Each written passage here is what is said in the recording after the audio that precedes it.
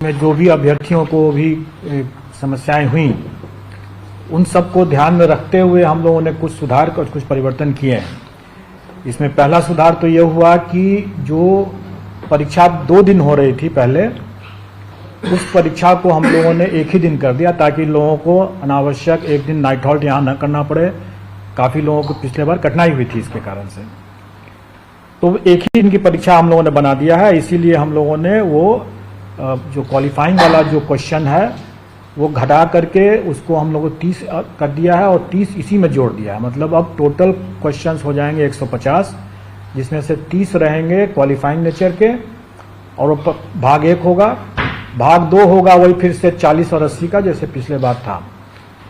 और इस परिवर्तन से एक और हम लोगों ने परिवर्तन किया है कि 2.5 घंटे की तो खैर परीक्षा होगी, लेकिन जो टाई ब्रेकर जो इस बार हम लोगों ने देखा कि टाई ब्रेकर में हमें कुल प्राप्तांक जब एक समान हो जाते हैं तो टाई ब्रेकर हम लोगों ने डेट ऑफ बर्थ हमारा था और उसके बाद अल्फाबेटिकल ऑर्डर में नाम था।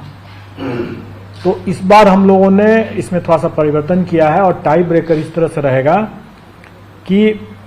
चूंकि भाषा वाला तो 30 नंबर वैसे भी क्वालिफाइंग नेचर का मेधा में नहीं जुट रहा है, इसलिए टोटल फुल मार्क्स तो 120 नंबर ही होंगे जो भाग 2 और भाग 3 को जोड़ करके होगा। उसके बाद जब इसमें जब टाई हो जाएगा तो फिर हम मेन पेपर का जो प्राप्तांक होगा भाग 3 का जो होगा उसका जिसका ज़्यादा होगा उससे हम वो टाई ब्रेकर बनाएंगे। और अगर वो भी अगर बराबर हो गया तो फिर दूसरा टाई ब्रेकर फिर बनेगा जो भाषा जो क्वालिफाइंग नेचर का है उसमें जिसको ज़्यादा नंबर आएगा वो सेकंड टाई ब्रेकर पॉइंट बनेगा। और उसके बाद फिर तब डेट ऑफ बर्थ और तब फिर अल्फाबेटिकल ऑर्डर में नाम। तो इससे क्या होगा कि मेधा को हम लोग ज़्यादा मतलब तरजीह दे रहे हैं, ज़्यादा प्रायोरिटी दे रहे हैं। इसके अलावा जो क्वालिफाइंग का जो 30% जैसे उसका पास मार्क्स रहेगा वो यथावत रहेगा और विद इन दैट 30 जो है क्वेश्चन जो होगा उसके अंदर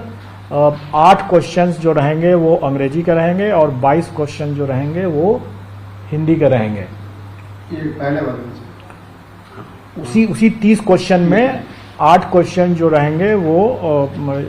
अंग्रेजी के रहेंगे और 22 क्वेश्चन जो रहेंगे वो हिंदी के रहेंगे। टोटल 30 का रहेगा, लेकिन और 9 नंबर उसमें क्वालिफाइंग रहेगा उसका। उसके अलावा जो जीएस का और जो फिर मेन पेपर का जो 40 और 80 क्वेश्चन रहेंगे 120 वो पूर्वत मतलब पिछले बार की तरह ही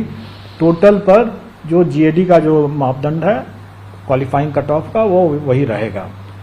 सिलेबस का जो लॉजिक है वो वही लॉजिक इस बार भी रहेगा, मतलब कि जो एनसीईआरटी का जो पाठ्यक्रम है जो बच्चों को जो पढ़ाया जाता है वही पैटर्न रहेगा वही, लेकिन स्टैंडर्ड ऑफ कोर्स उससे ज़्यादा रहेगा। स्टैंडर्ड वही रहेगा जो उनकी एलिजिबिलिटी में जो उनका रिक्वायरमेंट है, जैसे ग्रेजुएशन है तो ग्रेजुएशन लेवल चला जाएगा, अगर पोस्ट ग्रेजुएशन तो पोस्ट ग्रेजुएशन लेवल चला जाएगा। इस बार जो हम लोग नया जो एक हो रहा है वो मिडिल स्कूल का हो रहा है, तो वो एक नया एडिशन है। इसके अलावा जो टोटल जो वैकेंसी हो रही है उसमें संभव है कि जो टीआरई 1 के जो अवशेष रिक्तियां हैं उन रिक्तियों को इसमें जोड़ा जाएगा। लेकिन इसको थोड़ा सा ये कंफ्यूज ना करें कि टीआरई 1 के जो अवशेष रिक्तियां वही हैं जिसमें कि नियुक्ति संभव ही नहीं है, लेकिन जो डॉक्यूमेंट वेरिफिकेशन के दौरान जो रिक्ति उत्पन्न होगी, जो ड्रॉप आउट्स होंगे या डॉक्यूमेंट वेरिफिकेशन में जो असफल होंगे उससे जो उत्पन्न होगी जो रिक्ति,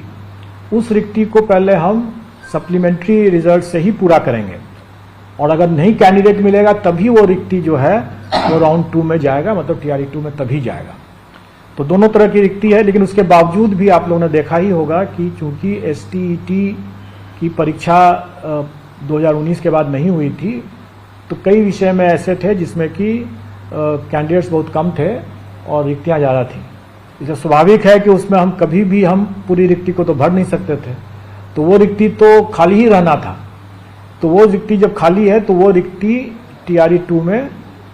आ जाने की संभावना है और उसमें जब जैसे ही शिक्षा विभाग हमें